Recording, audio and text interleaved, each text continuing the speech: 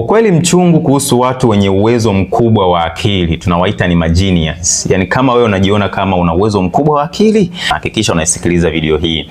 Iko hivi, nilipopata utambuzi nikiwa mtoto mdogo tu niliweza kugundua nina uwezo mkubwa na kipaji cha akili kuliko watu wengine. Lakini kadri siku zilivyozidi kwenda nilianza kujiona ni mtu wa kawaida sana.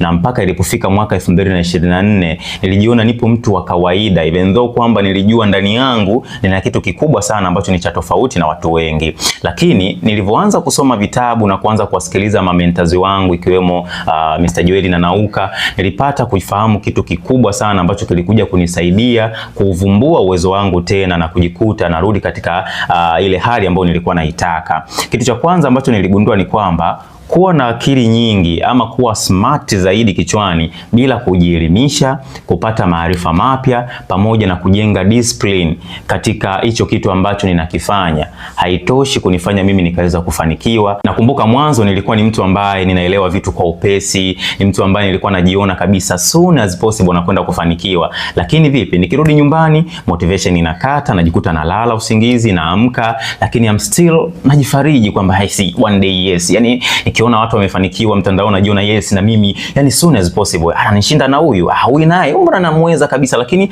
I'm still nalala. Kuna kitu ambacho najishughulisha nacho, sisomi vitabu, sisikilize vitu ambavyo ni positive vinaweza kanishape.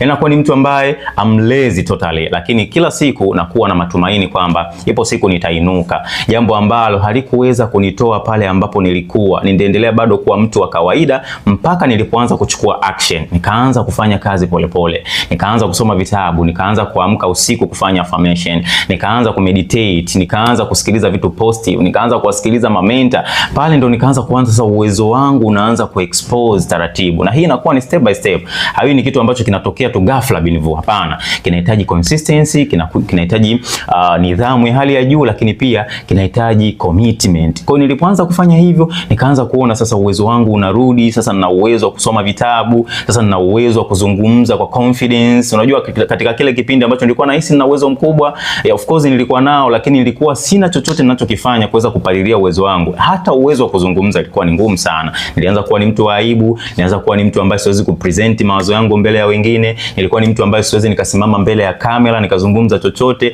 Yaani nilikuwa ni mtu ambaye kama sijielewi, lakini I'm still holding on kwamba iko siku. Ila mpaka ambapo niliamua kuinuka na kufanya maamuzi ndipo ambapo nilianza kuona matokeo. Kwa hiyo hii kufundishe nini hata kwa upande wako wewe kijana? Usianze kuona kwamba wewe ni mnyonge, huna uwezo. Hapana, kila mmoja ana uwezo, isipokuwa hata kama una uwezo mkubwa kiasi gani, usipoamua kujifunza, usipoamua kufanya